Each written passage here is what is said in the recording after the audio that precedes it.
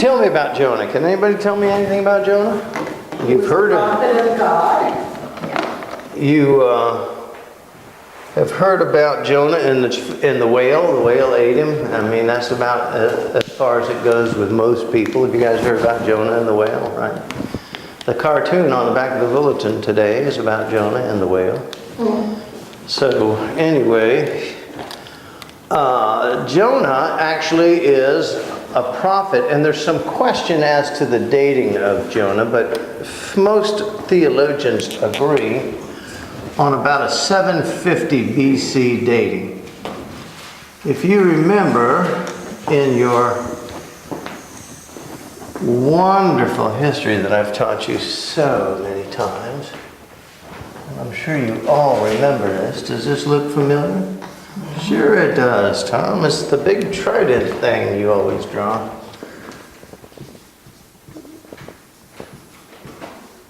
There was the kingdom of Solomon, the kingdom of David, and the kingdom of Saul.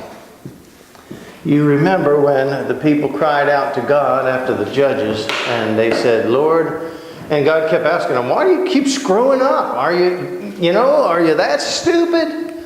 Does your mother know you're that stupid? And God's talking to them, asking them, why do you keep turning away from me and going off and doing stupid stuff?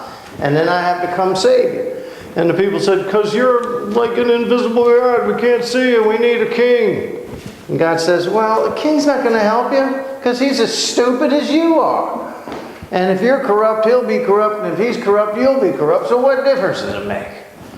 And they screamed, we want a king, we want a king. So God gave them a king. That was Saul. This was the first of the kings in the history of Israel. Now, we all know Saul went bad quickly. He kind of like that bread that you leave out, and the next day it's all kind of moldy and nasty. And then if you just leave it there, it gets worse. Well, that was Saul. So David, and that was who the people kind of sort of picked. So God said, I will pick a man. And he picked David, whom he called a king or a man after his own heart. So God kind of blessed David and let Saul go the way of Saul. Well, David screwed up a couple times too, because last facts and nobody's perfect. By the way, that's an excuse God doesn't accept. So don't try. After David got old and was about to die, because he screwed up, God said, David wanted to build the house of God, the temple. And God said, no, I'm not going to let you. I love you, but I'm not going to let you build the temple because you screwed up so bad. Well, David had a son, Solomon, and Solomon was a pretty good guy. He was the wise guy, if you remember. God appeared to him and asked him, anything you want, I'll give it to you. Anything. You name it, it's yours. And he prayed and said, Lord, I would like wisdom so that I can lead these people in fairness and in justice and in truth. And God was impressed with that answer because he didn't ask for money or women or, a parking place at Walmart. He asked for wisdom. So God gave him the wisdom, and he became the smartest individual in the world. Never shall there be another that can hold the truth as you do. So he became the smart, wise king. Well, the smart, wise king screwed up. And because he screwed up, God said, that's it with the stupid kings. You guys can't, you wouldn't know a good decision if it hit you in the face. So God split the kingdom of Israel. He says, I'm going to divide you into two kingdoms. And that's what he did. That's the Sea of Galilee, that's the Dead Sea. And God drew a line right about there and right about there. This was the northern kingdom with the 10 tribes. This was the southern kingdom with the 2 tribes. This is Jerusalem down here. This is Samaria up here. Those were the 2 capitals. In the middle was the Ephraim area, because God did not forget the sons of Joseph, even though they weren't part of the chosen 12. Those 2 sons got this area right in the middle. Later to become the Samaritan area, or the Samaria. Right now it's just Ephraim. And those were for the two sons of Joseph. So God sent 10 tribes up here, 2 tribes to the south. Levi and Judah were to the south. Everybody else was up in the 10. Okay? So now you got this part, and they kept the name, keep my color straight here. They kept the name Israel. And the southern kingdom kept the name Judah.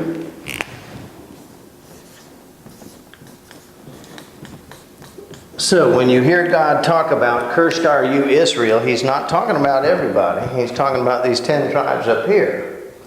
If he says, blessed are you Judah, he's not talking about everybody. He's talking about these 2 tribes down here. You get it? So this is, and it was like this.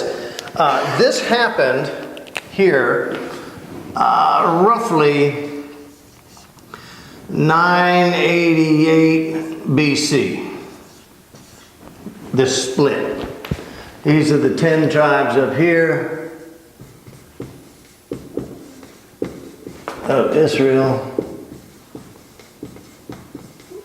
And these are the 2 tribes of Judah. And Ephraim's not really in play. They will rise and fall along. Mostly they will follow whatever Israel does. They will follow. Judah is a distinct, they're marching to their own drum, historically. Now, where does Jonah fit in on all this? Well, as you know, a lot of kings started coming. This king and that king and this king. And Israel had some real crappy kings, if I can use that term. Not godly people, more into the fertility worship, more into the orgies. In fact, Rome thought they could throw an orgy, nothing next to, like Ahab and Jezebel and all those guys up here. They got real nasty. And so God clobbered them a little here, clobbered them a little there, clobbered them a little here, clobbered them a little there. And finally God got fed up and said, when are you guys going to learn? Again, back to the old question, are you that stupid? And of course, anyway, around 722 BC, God finally said, you know what? I'm tired of you. I've had it. You and all your stupid kings. Back and forth, back and forth. I mean, just one disaster after another. You're training the people to hate me. And it got really ugly, you see. About 722 BC. Well, around 750 BC, give or take a couple of years, God said to a young man, I need you to go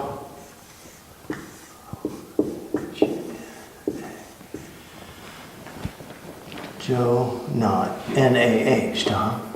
Get it right, will you? J-O-N-A. I know. Said to a young man, I need you to go to Assyria.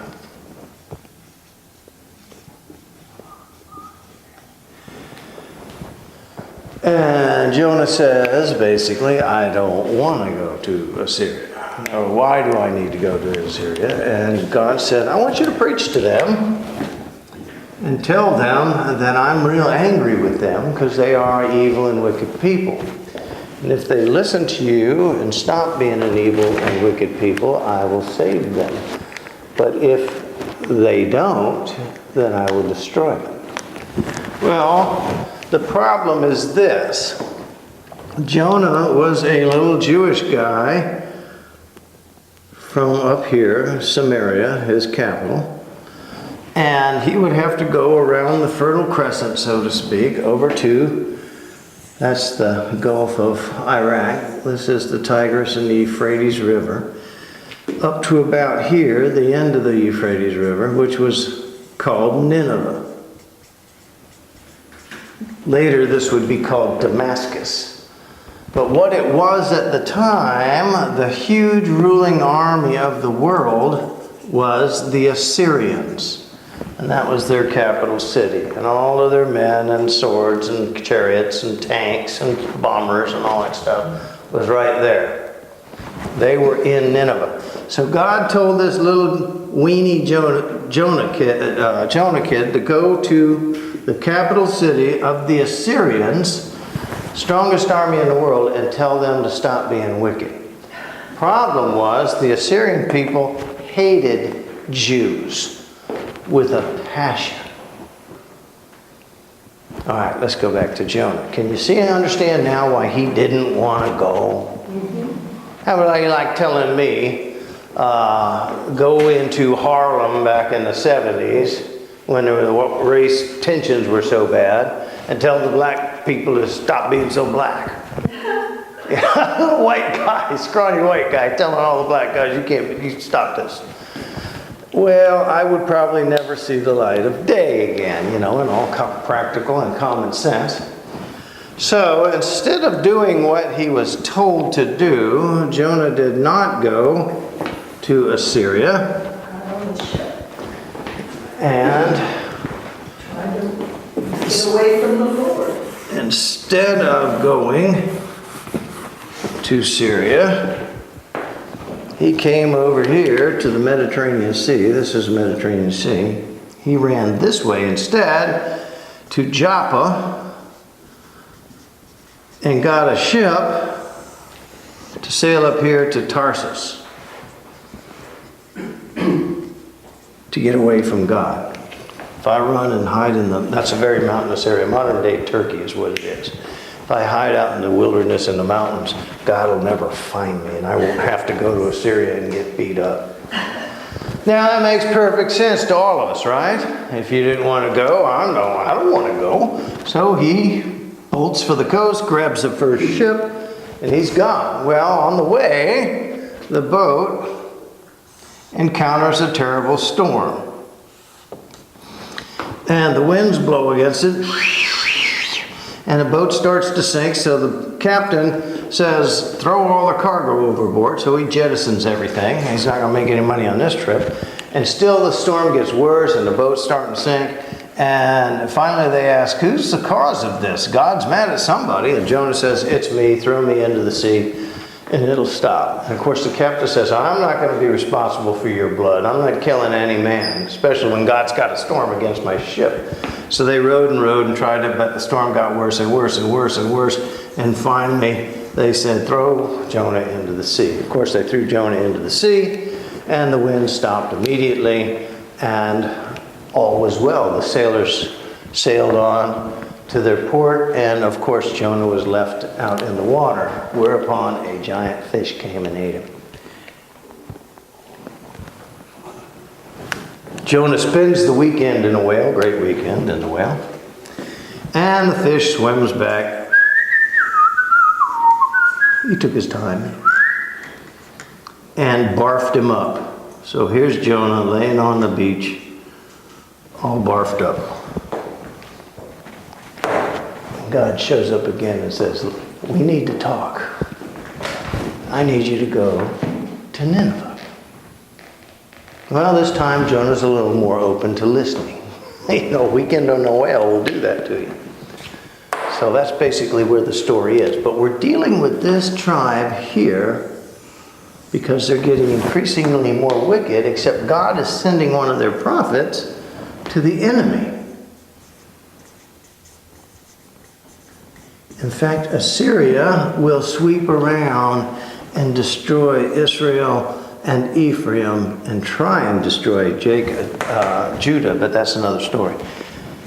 Eventually, they'll come around and they'll be the people who will kill every man in those two kingdoms. But what happens first is Jonah goes, does what he says, and the people repent, and the king repents. And the king promises never to hurt the Jewish guys anymore. And then yet 50 years later, 40 years later, he sweeps around and destroys them all. Why? Well, that's why you read Jonah first, and then you got to read Nahum. Nahum will tell you why that happened. Okay? This is the story of Jonah. It all starts about here, 750, about 40 years before they get clobbered. give or take a few years, doesn't make any difference, roughly 40 years. So Jonah really never preached to Israel, although he's in Israel when God speaks to him. And he acknowledges the king of Israel, but he never preaches to Israel. He goes to their enemy and preaches to them. Why would that be in our Bible? Well, watch and see. It's got bigger ramifications. If you study Jonah and then study Nahum, you'll answer your question. This, on the other hand, is Judah, and you can write 587 there. That's when they stayed alive for another couple hundred years, but then they got just as bad. And eventually God said goodbye to them too. 587 BC, God said, I've had enough. And at that time, then Israel, or the nation of Israel, the Hebrew nation, is no more. It's finished, 587. That's when they all go into slavery back to Babylon and all that stuff. All right? This is basically the Old Testament history. All of your prophets, the major prophets and minor prophets, will line up on this line somewhere. The ones that spoke to Judah, the southern tribes, the ones that spoke to Samaria, the northern kingdom. You know, all your 12, your 6 majors and your 12 minors will all line up on that line somewhere. And everybody except Jonah spoke to either Judah or Israel. Judah's the one enigma in this whole mess. So, all right, that's the history behind it. Now, let's look at the book. That's my glasses. Kind of ironic, isn't it? An oxymoron. You can't see, so let me find my glasses. But I can't see my glasses, so. Wisdom in there somewhere, Tom. Let's look at the first chapter. The word of the Lord came to Jonah, the son of Amittai, saying, Arise, go forth to Nineveh, the great city, and cry out against it, for their wickedness has come up before me. But Jonah rose up instead to flee to Tarshish from the presence of the Lord. So he went down to the coast, to the city of Joppa, and found a ship that was sailing to Tarshish. He paid the fare, went down into the ship to go with them to Tarshish out of the presence of the Lord. And soon the Lord hurled a great wind upon the sea, and there was a great storm on the sea, such that the ship was about to break up. Remember, those were ships made out of wood and that stuff. They weren't like steel monsters they are today. But the ocean can crack them in half too, just so you know. Titanic, the ship God couldn't sink. One ice cube. Threw one ice cube in the martini there, and down it went. Anyway, such that the ship was about to break up, and the sailors became greatly afraid, and every man began to cry to his God, and they threw off all the cargo which was in the ship to lighten it.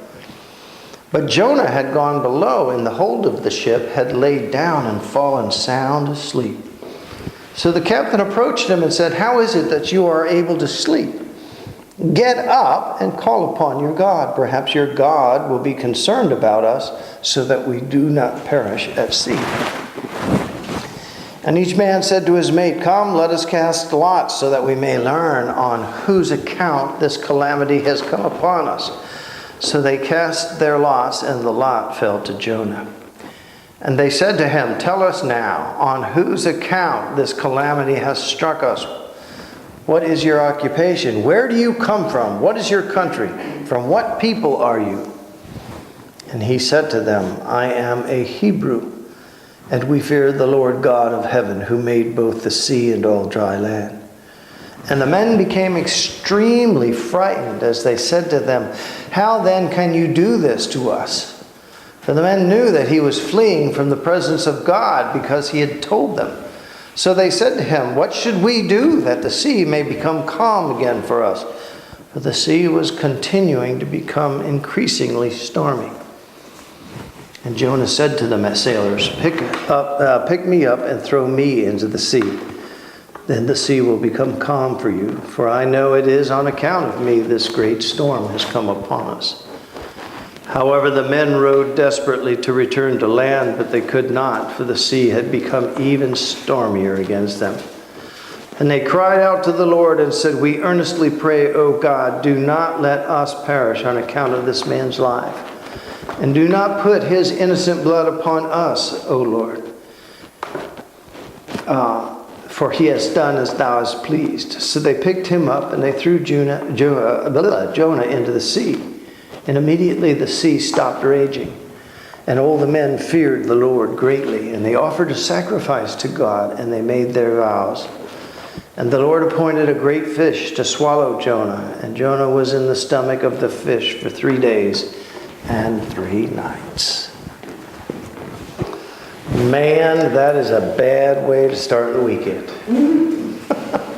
Want to go fishing, Jonah? What do you think about this? What's the first enigmatic question? Well, if you ask the interpretive question, why? This is the greatest question you can ever ask throughout the whole of your life. In fact, the minute you have a little baby and learns to talk, what's the first question to ask? Why? Mom, can I have a snack? No. Why?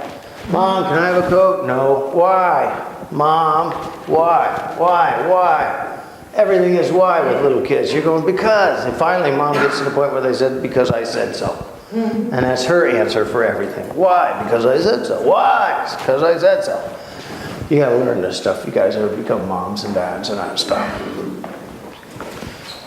Why is the interpretive question? Because it asks for a logical and rational explanation of why you are either circumventing or curtailing my current desired behavior.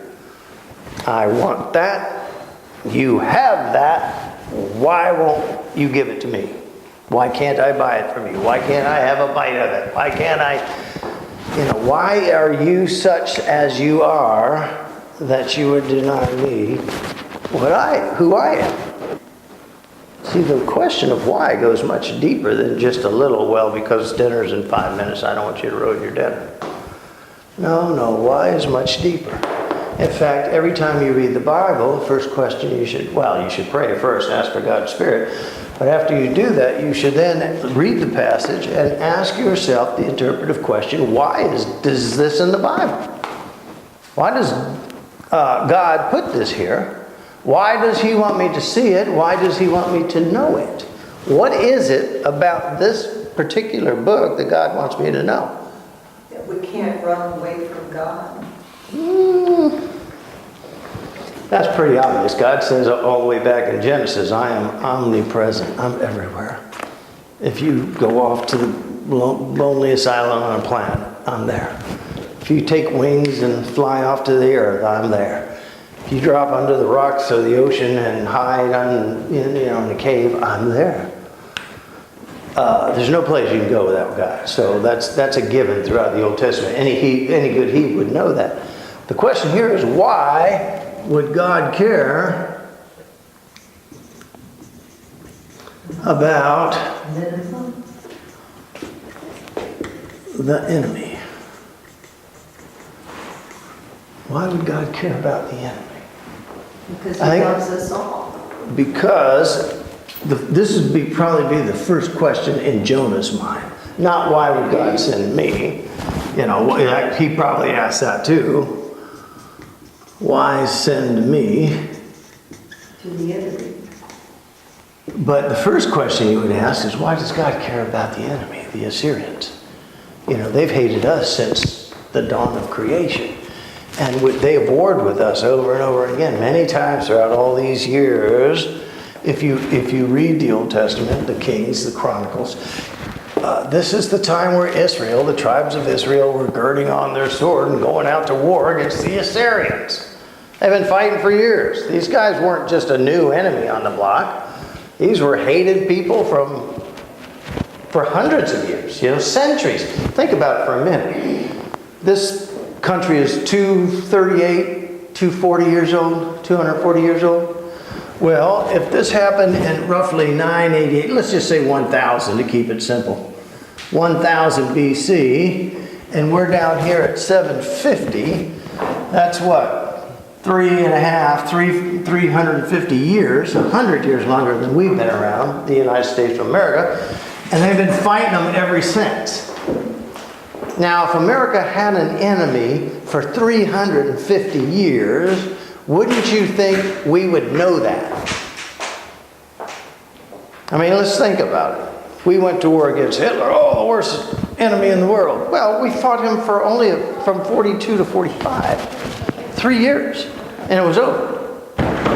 45, they threw in the towel and said, forget it, we're done. I know the war, Pearl Harbor was bombed in 41, but we really didn't get into the European war until about 42, a year or two later before we got into that. So for 3 years we fought Hitler, and it was done, and we haven't heard from him since, right? Germans aren't mad at us anymore. Well, maybe they are, I don't know. But that's ended, right? We had a little skirmish, we blew some stuff up, we got to use all our great tanks and toys and stuff, and it's over, 3.5 years, done. How about fighting the same enemy for 350 years? And barely holding your own. Assyria could have clobbered them at any time, but God always gave them that victory. God called down this guy or called down that guy, and they would lead them to these victories over and over again, generation after generation after generation. Think about it. Great-great-great-grandpa started fighting these monkeys. Then great-great-great-grandpa fought them, and then great-great-grandpa fought them, and then great-grandpa fought them, and then grandpa fought them, then your dad fought them, and now it's your turn. On your wall in your hut, all these pictures of your family fighting Assyrians. That's your family photo. Oh. So, when God says, I want you to go to Assyria, I guarantee you the first question would have been, why do you want me to go to Assyria? If you want me to prophesy, if you want me to prophesy to my own people, fine. You want me to go to Ephraim? Fine. You want me to even go down and yell at Judah? They're not going to like it, but I'll go. But why would you send me to the people that we've been fighting, and we've been hating them, and they've been hating us for 350 years? Jesus turned the world upside down, didn't he? In a lot of ways. He told us to do stuff that we would never, ever consider doing. What was one of those things? Love your enemies. What? What idiot in his right mind would advocate this? Love your enemies. You've heard it said, an eye for an eye, and a cheek for a cheek, or a tooth for a tooth, or a punch for a punch. I tell you instead, love your enemies. You got a problem with your neighbor? If she stole your coat, go to her and give her another coat. Give her a matching purse. I'll make sure she looks good. If you have a quarrel with her and she owes you money and she won't pay you, then you're on your way to the magistrate or to the judge. On the way there, make peace with each other. It'll save you a whole lot of money and a whole lot of trouble. Why do you live in this enmity, this constant state of anger, fear, and fight? Is that any way to live? I didn't create you for this. I created you for love and peace and kindness and beauty, not war and death and threats and lawsuits. So Jesus says, I want you to love your enemies. Now remember, God of the Old Testament cannot preach or teach anything different from Jesus of the New Testament, or else you got a problem. Didn't God say over and over again from Genesis to Revelation that I am the same God yesterday, today, and forever? So in this little kid's mind, he's saying, Lord, you got to be kidding me. Why would you send me to the enemy? Because I'm angry with them and they will all die. unless you go and give them my message. If you give them my message and they stop being the nasty people they are, I'll save them all. Which at that time was probably 500,000. Biggest city on the planet. If you go and preach to them, I will save them if they turn from their ugly ways. You go and love your enemies. That's your job. My job is to determine whether they live or die. Now, he said the same thing to Ezekiel. Remember Ezekiel? He said, Ezekiel, I need more board.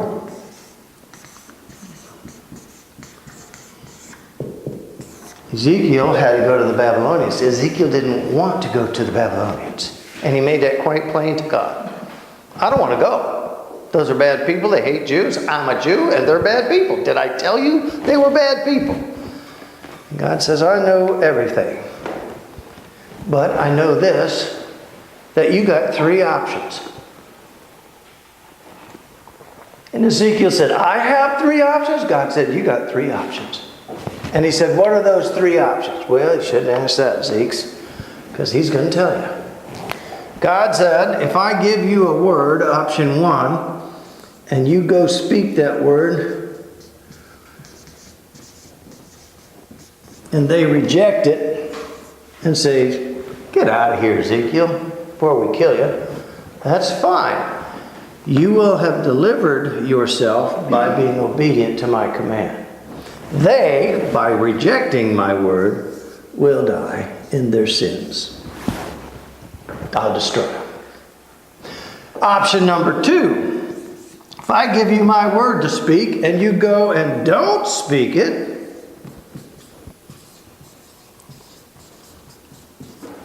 then they will also continue and die in their sins. But I will require you as well. Their blood will be upon you because you didn't obey me and speak my word of salvation. So here you could deliver yourself and they can reject it and they die. Or here you cannot speak it and everybody is out of the pool. Option 3, I can give you my word and you speak it and they love it and they listen to it and they follow it, then they will all live, plus you. You will have delivered yourself. Choice is yours. Which way do you want to go? Deliver it. Well, that would make the most sense. Deliver the word. Then if they reject it, they die, but not you. Because you will have been obedient. God delivered your word. Down here, if you deliver it and they love it, then you get to rejoice with them because everybody will live. Them as well as you. Those who were once hated enemies are now beloved friends. You see what God's doing here? The first primal question, before we get to the boat and the whale and all that nonsense, first primal question this chapter 1 brings up is, why would God send a little Jewish kid to the enemy?